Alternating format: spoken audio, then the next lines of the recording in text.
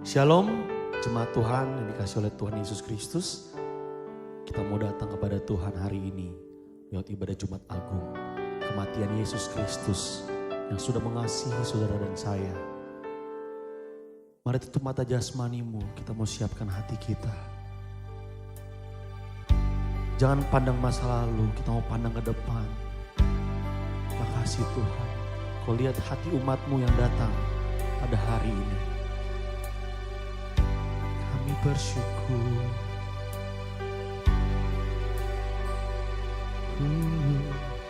Telah kulihat bukti kasih-Mu. Kau menderita gantikanku. Dengan darah-Mu Kau selamatkanku. Kini ku hidup menyenangkan-Mu. Terlalu besar kasih-Mu Bapa, pengorbanan yang Kau berikan bagiku. Oh, terlalu mahal darah-Mu Yesus, tercurah untuk menebus hidupku, tercurah untuk menebus hidupku, tercurah untuk menebus hidupku.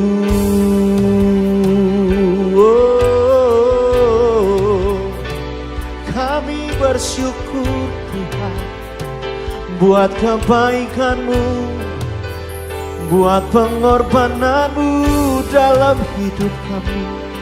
Haleluya, oh Yesus, kami tinggikan, kami muliakan hanya nama-Mu.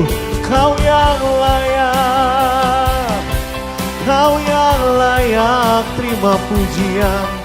Yesus, Yesus, Yesus, kami sembah Engkau Tuhan, Engkau mulia. Haleluya, nyatakan karena salib-Mu ku hidup, karena salib-Mu ku menang. Engkau yang berkuasa, sanggup untuk melakukan mujizat-Mu dengan sungguh nyatakan. Karena salib-Mu ku hidup, karena salib-Mu ku menang. Engkau yang berkuasa, sanggup untuk melakukan mujizat-Mu di hidupku.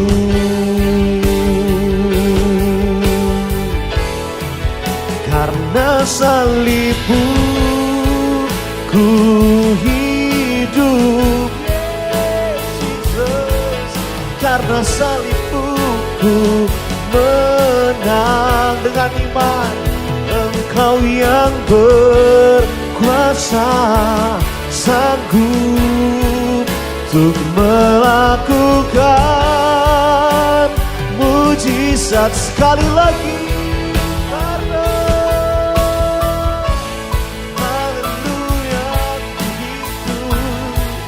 karena salib-Mu ku menang. Engkau yang berkuasa, sanggup untuk melakukan mujizat-Mu. Engkau yang berkuasa, sanggup Engkau yang berkuasa, sanggup untuk melakukan mujizat-Mu di hidupku.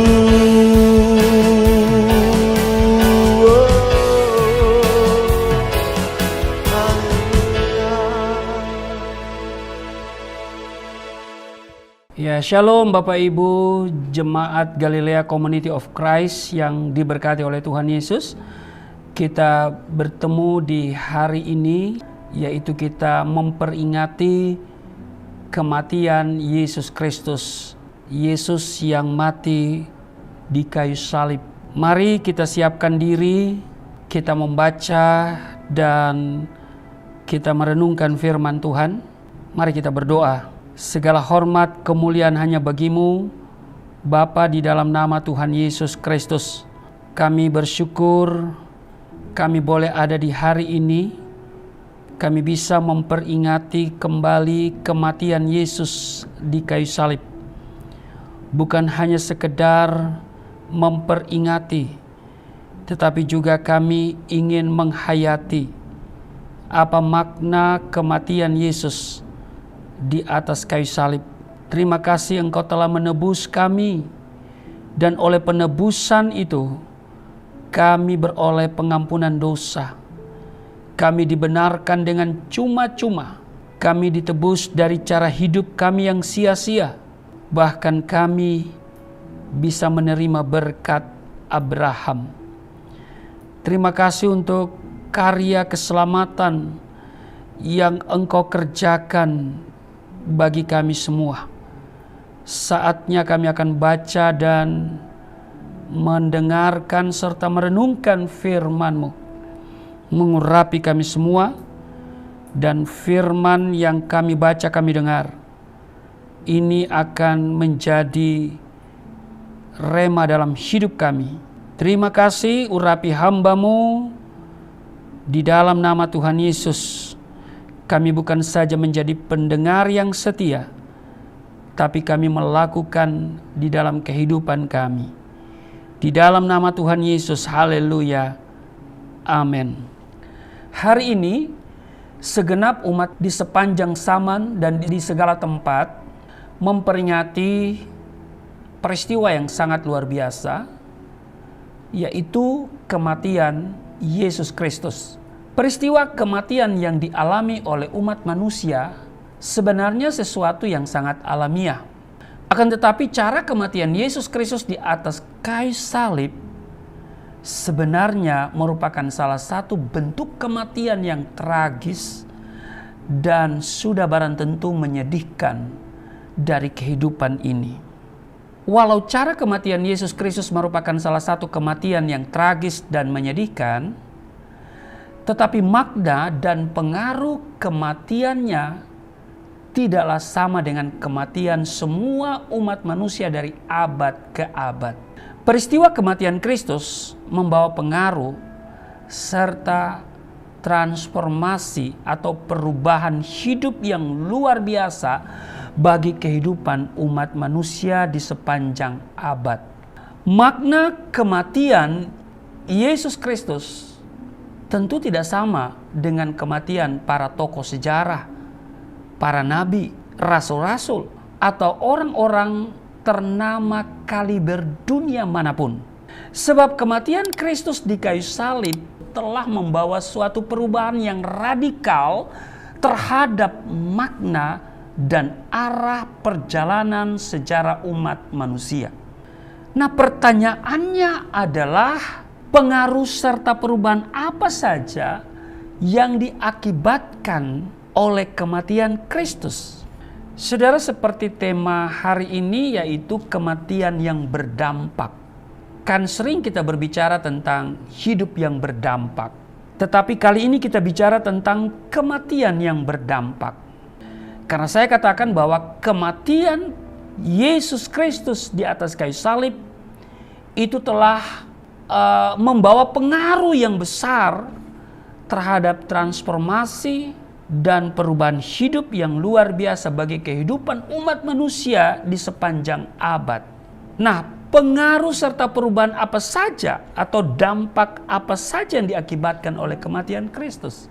Yang pertama, kematian Kristus membuka jalan keselamatan. Amin. Di dalam Alkitab banyak diterangkan tentang salib Kristus. Alkitab berbicara tentang cara penyiksaan yang dipakai untuk menghukum Yesus.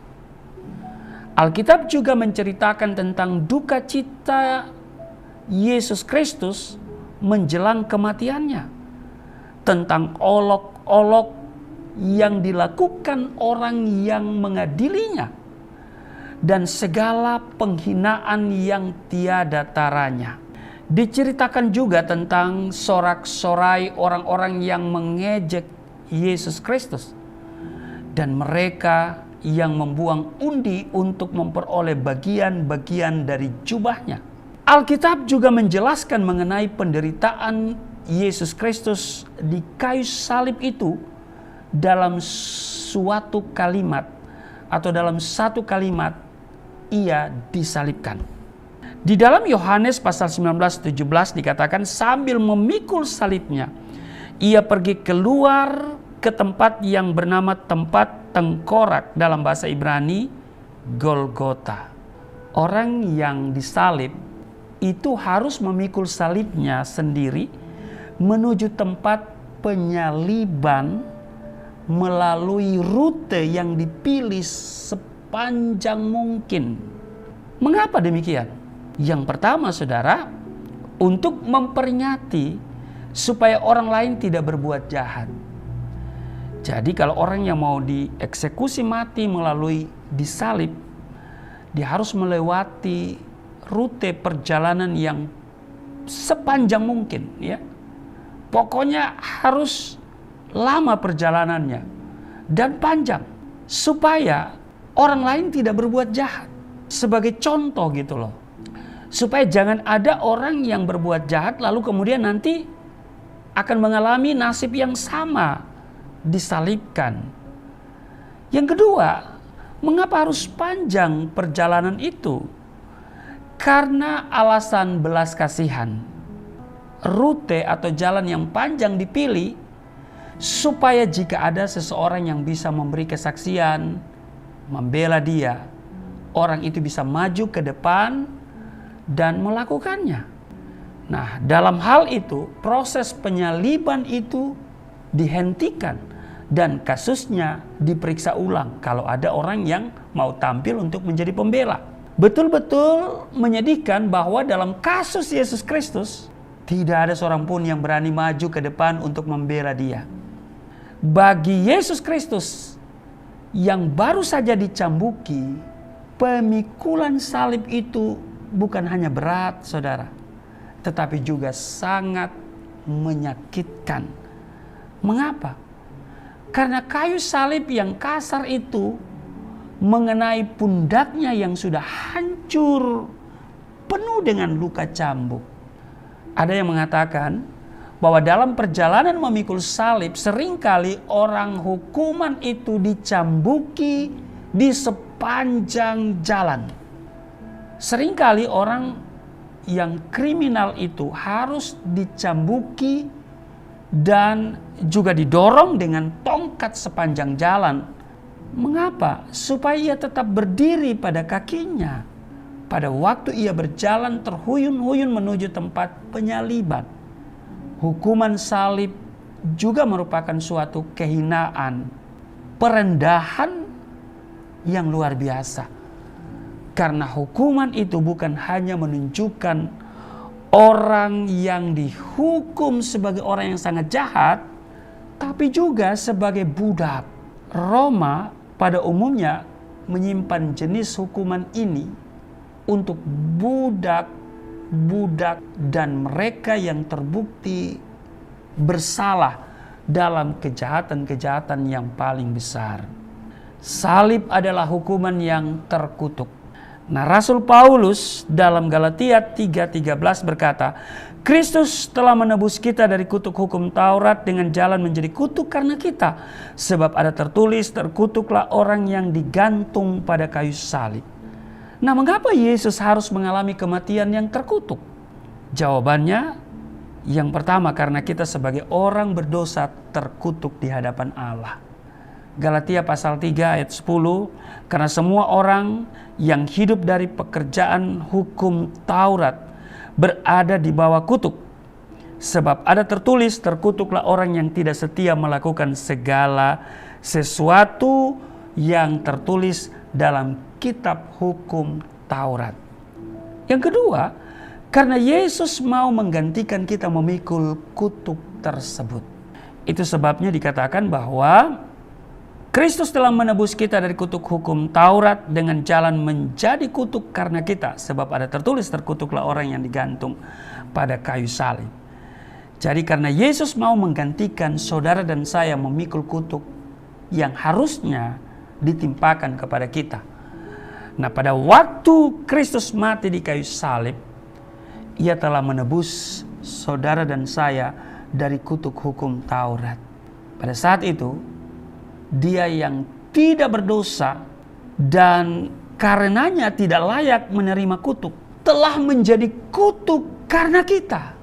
Karena itu, kematian Kristus tidak bisa terjadi dengan cara penggal atau dirajam dan sebagainya, tetapi harus melalui cara yang terkutuk, yaitu apa? Disalibkan.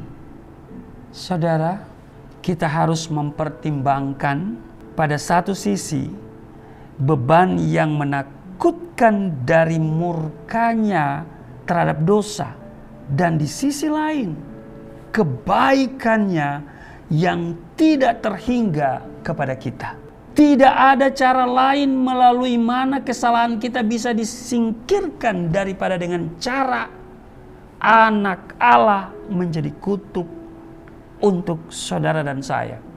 Karena Kristus telah menebus kita dari kutuk hukum Taurat, maka sekarang saudara dan saya bisa diselamatkan dengan sangat mudah, yaitu hanya dengan beriman, percaya kepada Yesus Kristus.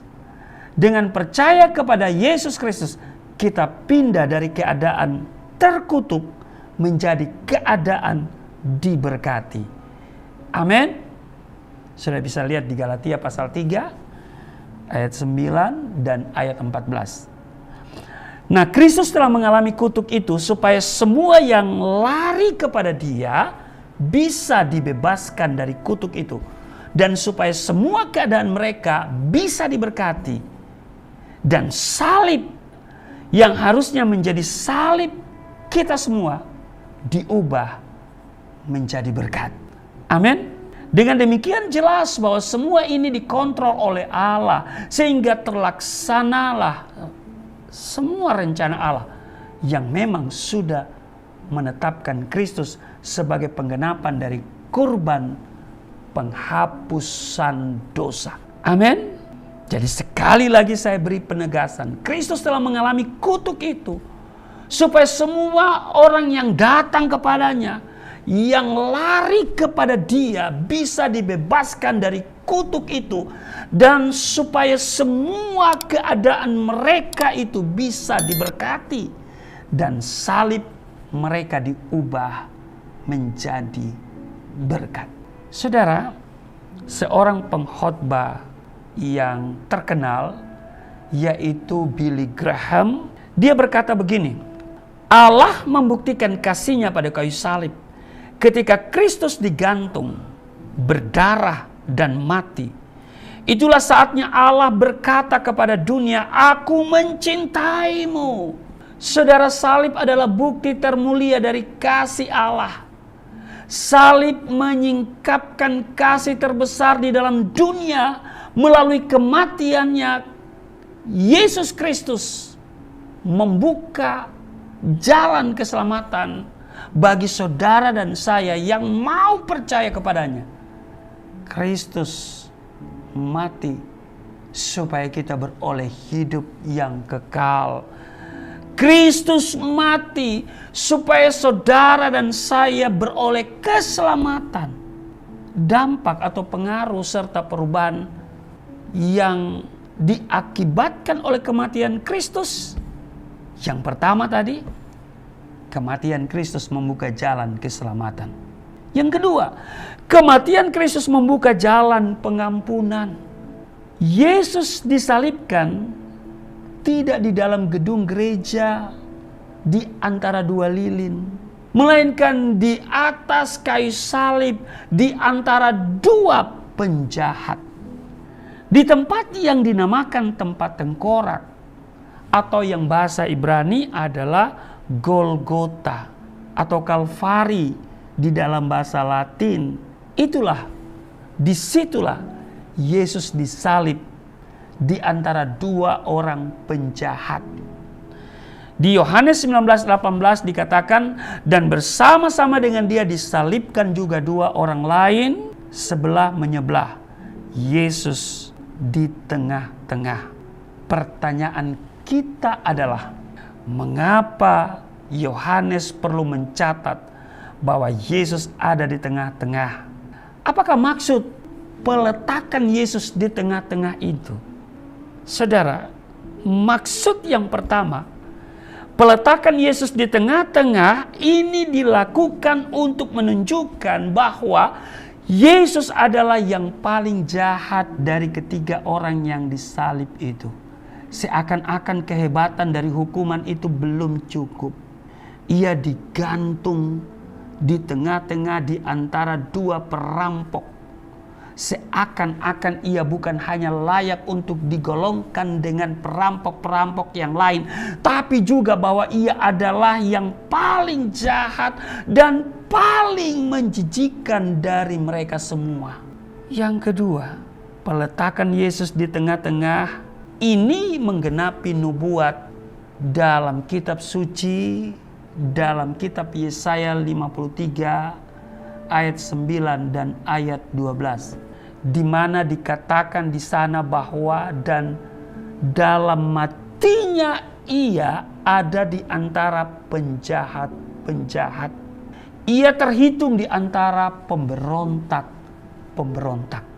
Nah, kalau kita membaca bagian kitab Injil yang lain, yakni Injil Lukas, di sana diceritakan bahwa salah seorang penjahat yang disalibkan bersama Yesus itu menyadari akan dosa-dosa atau kesalahannya, dan akhirnya dia bertobat. Nah, di sini kita melihat bahwa pertobatan dan pengampunan adalah mungkin bagi orang paling jahat atau paling bejat sekalipun. Bahkan pada saat sudah dekat dengan kematian pun, keselamatan masih bisa diharapkan. Melalui kematiannya, Yesus Kristus membuka jalan pengampunan bagi orang berdosa yang mau bertobat. Tidak peduli seberapa besar dosa dia, jika dia mau datang kepada Kristus dan bertobat, maka dengar baik, pengampunan Tuhan itu selalu terbuka bagi dia. Kesadaran bahwa kita telah diampuni seharusnya juga memberikan inspirasi bagi kita untuk mengampuni orang-orang yang telah bersalah dan atau berdosa kepada kita. Amin. Saudara, jadi kesadaran ini kiranya memberikan inspirasi kepada kita untuk bisa mengampuni orang yang bersalah kepada kita. Jadi pengaruh serta dampak atau perubahan yang diakibatkan oleh kematian Kristus, yang tadi pertama adalah kematian Kristus membuka jalan keselamatan. Yang kedua, kematian Kristus membuka jalan pengampunan. Yang ketiga, kematian Kristus membuka jalan pengampunan ceremonial law atau hukum yang berhubungan dengan upacara keagamaan di dalam perjanjian lama. Di dalam Yohanes 19 ayat 30 dikatakan, sesudah Yesus meminum anggur asam itu, berkatalah ia, sudah selesai. Lalu ia menundukkan kepalanya dan menyerahkan nyawanya Nah Bapak Ibu, jemaat Galilea Community of Christ yang diberkati oleh Tuhan Yesus, apa yang dimaksud oleh Tuhan Yesus dengan sudah selesai? Kata sudah selesai di sini. Maksud dengan kata sudah selesai, yang pertama, hal itu berarti sama seperti yang tertulis dalam Yohanes pasal 4, 34, bahwa Tuhan Yesus telah menyelesaikan pekerjaan yang diberikan Bapa kepadanya. Dikatakan di Yohanes pasal 3 ayat 34, kata Yesus kepada mereka, makananku ialah melakukan kehendak Dia yang mengutus aku dan menyelesaikan pekerjaannya. Ini adalah suatu teladan bagi kita dalam melakukan pelayanan. Artinya, melayani Tuhan jangan setengah-setengah. Kita harus melayani Tuhan sampai tuntas, tas. Amin. Itu yang pertama. Yang kedua, makna kata sudah selesai ini juga merupakan dasar penghapusan seremonial law atau hukum yang berhubungan dengan upacara keagamaan. Semua kurban dari hukum Taurat harus sudah berhenti. Mengapa? Karena keselamatan manusia telah disempurnakan atau diselesaikan oleh satu kurban dari kematian Kristus. Sama seperti yang tertulis dalam Ibrani pasal 9, 27 dan 28. Dan sama seperti manusia ditetapkan untuk mati hanya satu kali saja, dan sesudah itu dihakimi, demikian pula Kristus hanya satu kali saja mengorbankan dirinya untuk menanggung dosa banyak orang. Ibrani 9, 27 dan 28. Nah, seremonial law atau hukum yang berhubungan dengan upacara keagamaan yang ada di dalam perjanjian lama yang sudah tidak berlaku sejak kematian dan kebangkitan Kristus. Bahwa seremonial law tidak berlaku lagi sejak kematian Yesus Kristus di atas kayu salib. Terlihat dari pertama, sobeknya tirai pemisah dalam bait Allah yang memisahkan ruang suci dan ruang maha suci. Kalau saudara baca di Matius pasal 27 ayat 51. Ini merupakan petunjuk bahwa Allah sudah menyingkirkan bait Allah dengan semua imam, upacara dan hukumnya.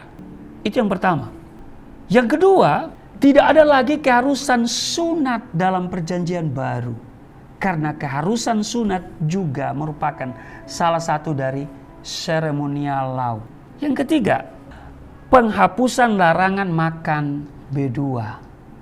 Haleluya. Jadi B2 tidak haram lagi, ya kan?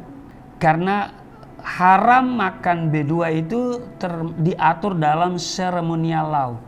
Dalam Kisah Rasul pasal 10 ayat 9 sampai 16 diceritakan di mana di dalam sebuah penglihatan Petrus, ya kan, Petrus disuruh menyembelih dan makan binatang-binatang yang tidak tahir, yang dalam perjanjian lama dilarang oleh hukum Taurat Musa.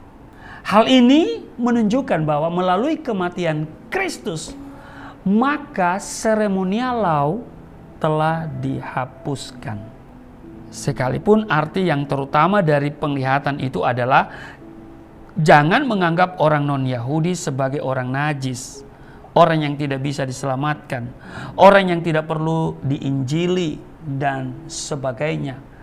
Tetapi teks ini juga bisa dijadikan dasar untuk berkata bahwa larangan makan binatang-binatang haram yang termasuk dalam seremonial law dibatalkan. Dan dengan demikian orang Kristen boleh makan daging binatang apapun, tapi dengan catatan ya, yang bisa dimakan tentunya ya, yang berguna, sebab semua boleh dimakan tapi tidak semua itu berguna. Jadi kita makan yang berguna. Amin. Kalau B2 itu berguna. Haleluya. Itu paling enak ya.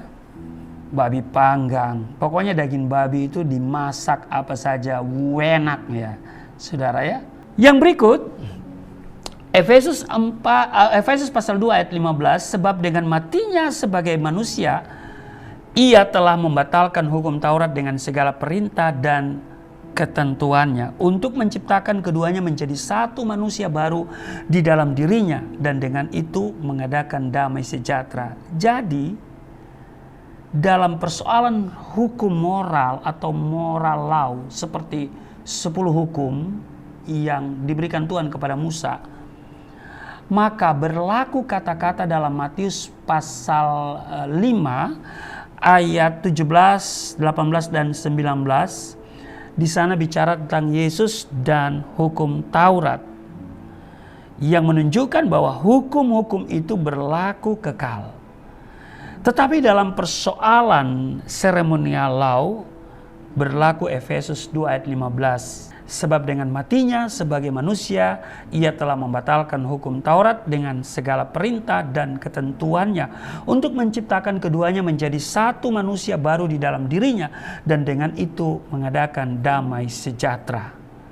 Ini menunjukkan bahwa ceremonial law itu sudah dihapuskan pada saat kematian Kristus untuk dikatakan menciptakan keduanya menjadi satu manusia baru di dalam dirinya dan dengan itu mengadakan damai sejahtera.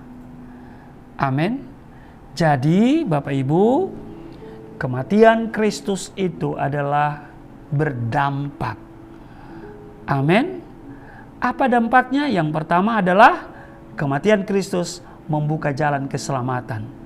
Yang kedua, kematian Kristus membuka jalan pengampunan.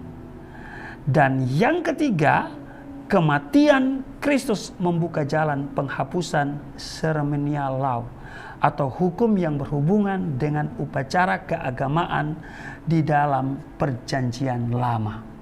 Kiranya di Jumat Agung ini, saat memperingati kematian Yesus Kristus di atas kayu salib, kita semua sadar bahwa kematiannya membuka jalan keselamatan. Jangan pernah tinggalkan Yesus, sebab di luar Yesus tidak ada jaminan keselamatan hidup kekal. Jika engkau tinggalkan Yesus, engkau akan berdoa semoga saya masuk surga.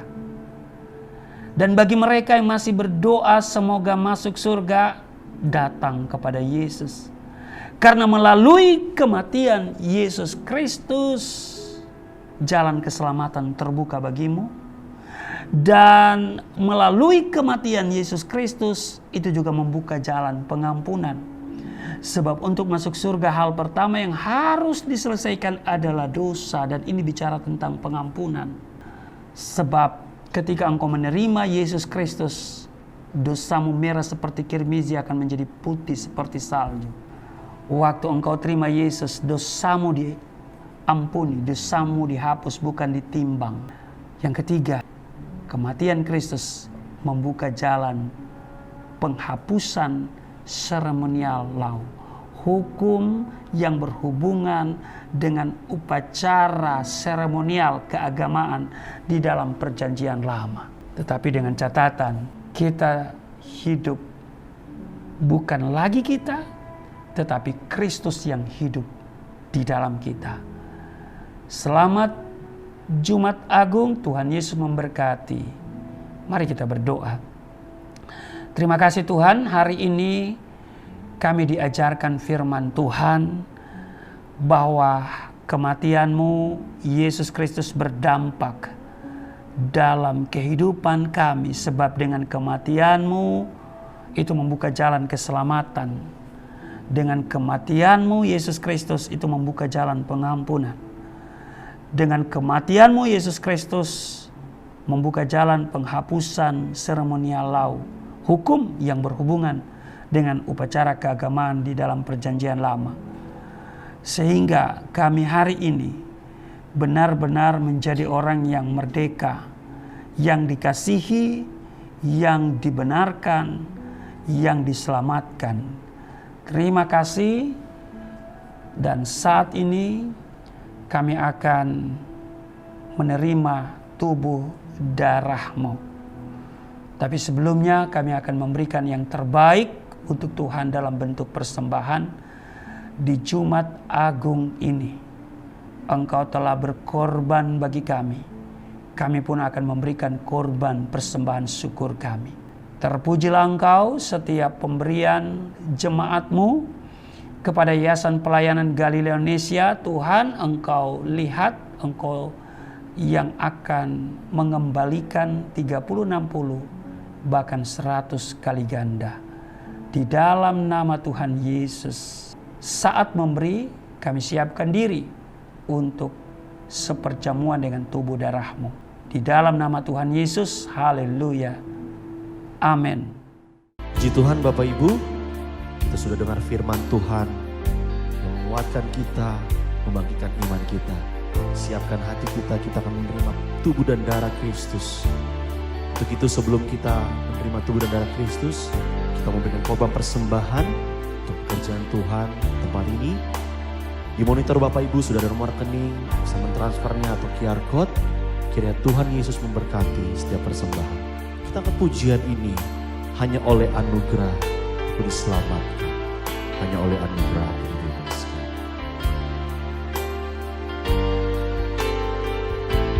Hanya oleh anugerah ku diselamatkan. Hanya oleh anugerah ku dibebaskan dari kuasa dosa, dari kuasa maut ku dilepaskan.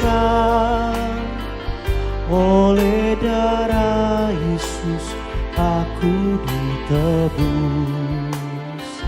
Hanya oleh anugerah ku diselamatkan. Hanya oleh anugerah ku dibebaskan dari kuasa dosa, dari kuasa maut ku dilepaskan. Oleh darah Yesus aku ditebus.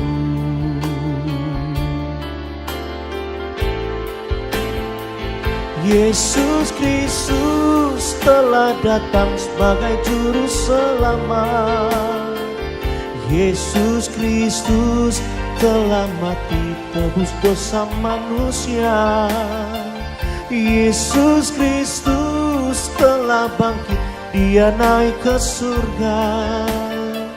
Sediakan tempat bagi orang percaya. Yesus Kristus telah datang sebagai juru selamat.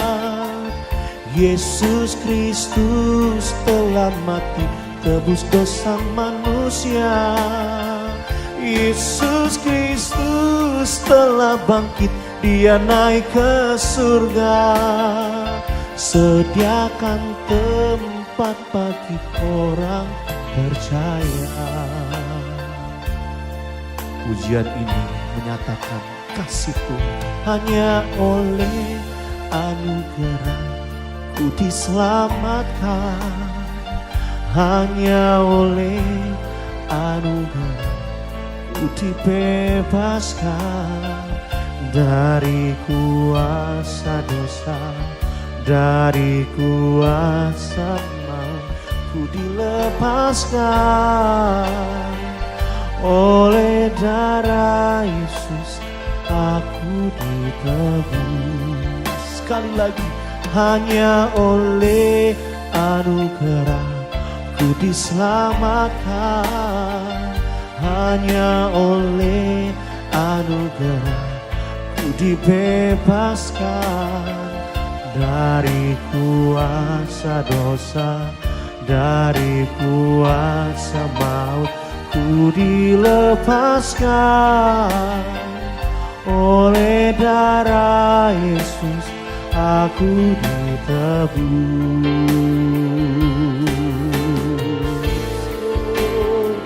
Yesus Kristus telah datang sebagai juru selamat.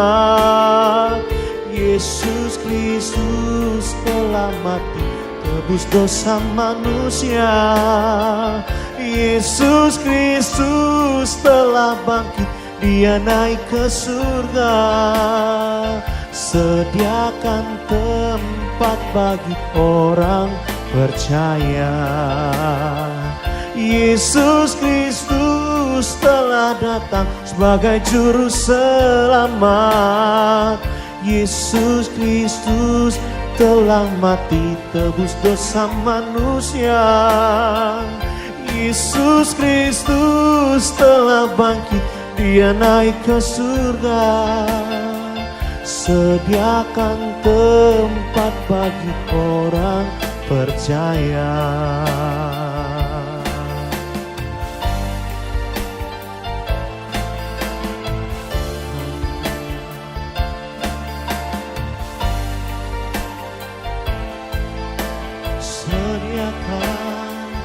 Sediakan tempat bagi orang, sekali lagi, sediakan tempat bagi orang percaya.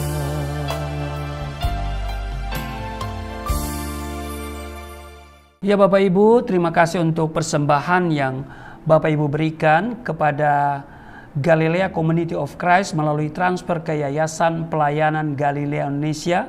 Itu rekening gereja kami, dan setiap persembahan yang saudara beri dengan sukacita, Tuhan akan membalas 30, 60, 100 kali ganda. Terima kasih sekali lagi, dan kami tim pelayanan Galilea Community of Christ berdoa apa yang saudara tabur tidak menjadi sia-sia, dan itu akan memperbesar keuntungan bagi saudara yang memberi. Saudara tidak akan kekurangan, dan yang paling penting saudara tidak akan pernah sakit-sakitan. Amin. Mari kita siapkan diri untuk seperjamuan dengan tubuh darah Kristus. Kita akan melihat dulu dasar perjamuan kudus kita di 1 Korintus pasal 11, sambil Bapak Ibu mempersiapkan hosti dan anggur.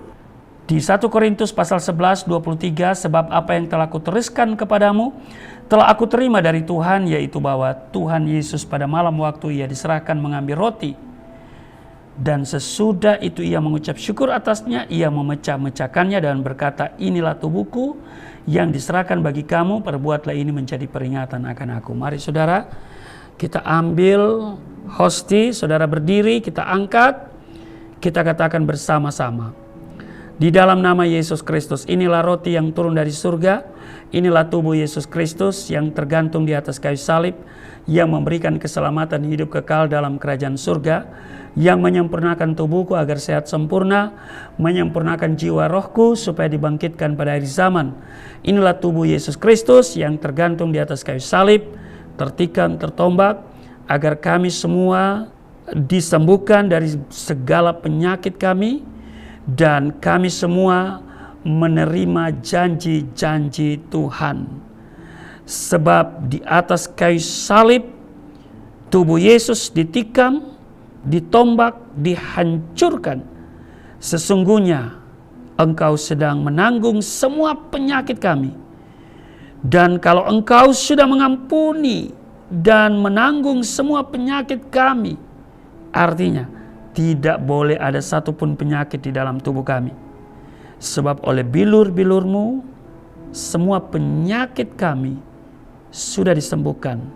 Di dalam nama Yesus Kristus, inilah roti yang turun dari surga, inilah tubuh Yesus Kristus.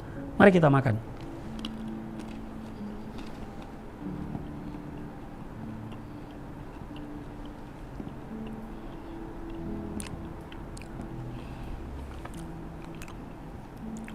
Satu Korintus 11, 25. Demikian juga Yesus mengambil cawan sesudah makan, lalu berkata, cawan ini adalah perjanjian baru yang dimateraikan oleh darahku. Perbuatlah ini setiap kali kamu meminumnya, menjadi peringatan akan aku. Mari saudara, kita ambil anggur dibentuk menjadi darah Yesus Kristus. Katakan apa yang saya katakan, kita katakan bersama-sama di dalam nama Yesus Kristus. Inilah darah Yesus Kristus yang tertumpah di atas kayu salib sebagai perjanjian yang baru dan yang kekal, yang memberikan pengampunan atas dosa-dosaku, yang menyucikan, menguduskan kami semua, agar kami semua termaterai menjadi warga kerajaan surga di dalam nama Yesus Kristus.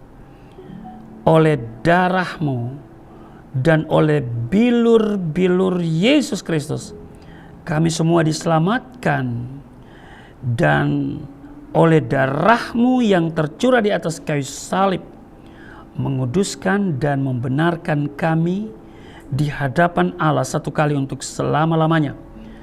Karena kami sudah dikuduskan dan dibenarkan oleh darah-Mu, artinya kami ditetapkan untuk menerima semua berkat yang menjadi haknya orang benar dan orang-orang kudus. Dalam nama Yesus Kristus, inilah darah Yesus Kristus. Mari kita minum darah Yesus.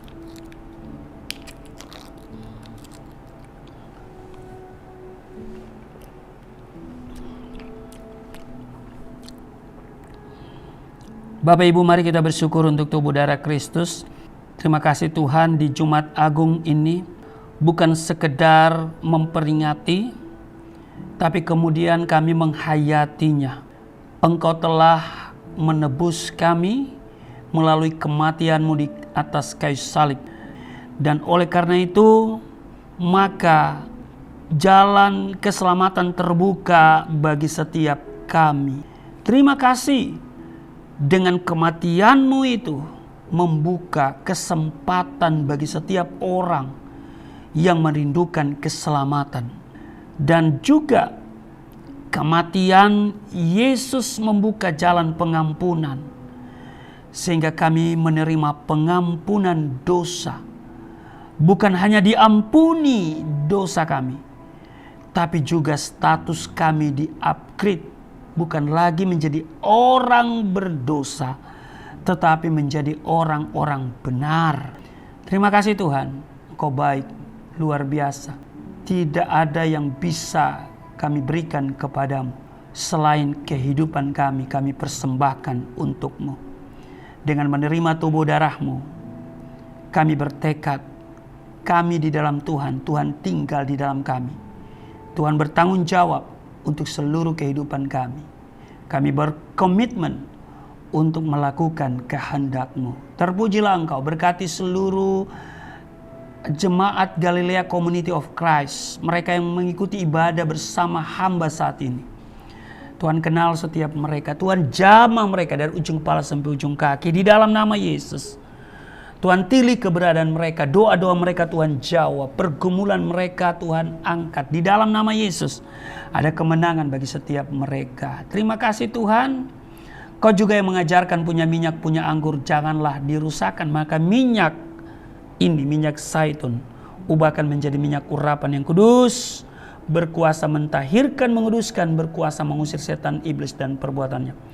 Melalui minyak urapan ini menjadi sarana memuliakan Tuhan, dan melalui minyak urapan membangkitkan kuasa Tuhan di dalam nama Bapa, Anak dan Roh Kudus, dalam nama Tuhan Yesus. Inilah minyak urapan yang kudus, penuh kuasa, penuh kemuliaan. Terima kasih Tuhan, hamba doa bagi mereka yang bersama dalam ibadah Jumat Agung ini. Mereka sudah memuji dan memuliakan Engkau, mendengarkan firman Tuhan, bahkan mereka telah memberikan persembahan sebagai ungkapan syukur mereka. Tuhan, tiliklah persembahan mereka. Tuhan, kembalikan 30, 60, 100 kali ganda. Mereka tidak kekurangan, tidak miskin, tidak sakit-sakitan di dalam nama Yesus. Dan mereka yang memberi dengan sukacita sesungguhnya memperbesar keuntungan mereka di dalam nama Yesus. Terima kasih Tuhan. Kami mau sungguh-sungguh mengikut Engkau, dan di dalam nama Tuhan Yesus kami serahkan hidup kami, Engkau yang sudah mengajarkan kami berdoa bersama-sama. Bapa kami yang di surga, dikuduskanlah namamu, datanglah kerajaan-Mu, jadilah kehendak-Mu di bumi seperti di surga. Berilah kami pada hari ini makanan kami yang secukupnya, ampuni akan kesalahan kami, sebagaimana kami sudah mengampuni orang bersalah pada kami. Jangan bawa kami ke dalam pencobaan, tapi lepaskanlah kami daripada yang jahat. Sebab Engkau yang mempunyai kerajaan, kuasa, dan kemuliaan sampai selama-lamanya. Amin. Bapak Ibu, kita berdiri dan terimalah berkat Tuhan. Di Jumat Agung ini serahkan hidupmu, karena dengan kematian Kristus itu membuka jalan keselamatan bagi kita semua. Kematian Kristus membuka jalan pengampunan, menerima damai, sejahtera, sukacita, pengampunan yang luar biasa.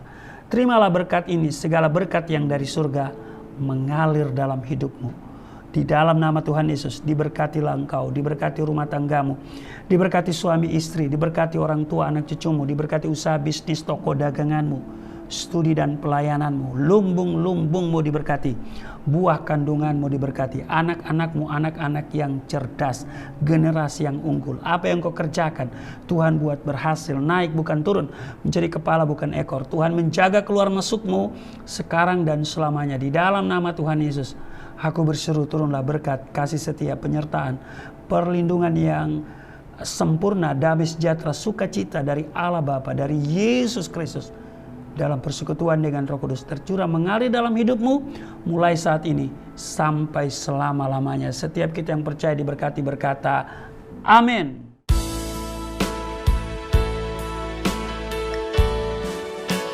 Sungguh besar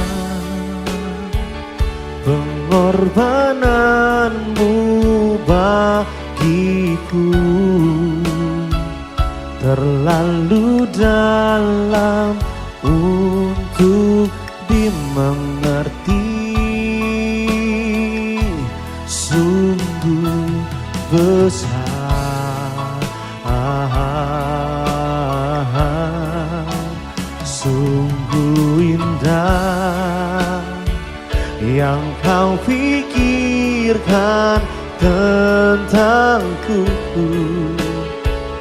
tak terselami bagiku.